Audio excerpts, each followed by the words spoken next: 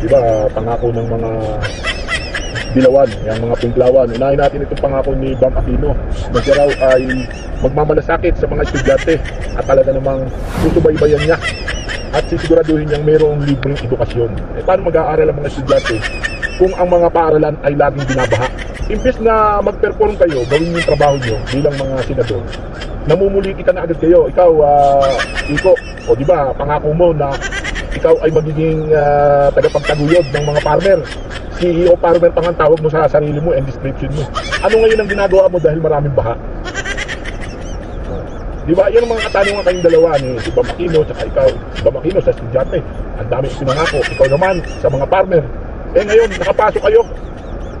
Yung mga programa ni Marcos na salungat kayo, ano ngayon ang ginagawa ninyo? Bakit palagi kayo nakapokus sa pagpapatanggal kay BP Sara? Samantalang wala namang hawak na posisyon si Sara, kundi ibinoto lang siya ng 32 billion na tao.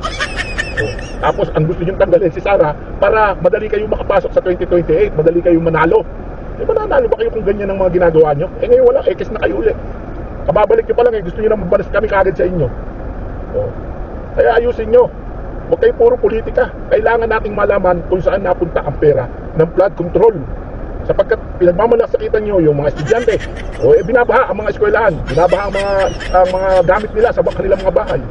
Ikaw naman, Kiko, nagmamalasakit ka sa mga farmer.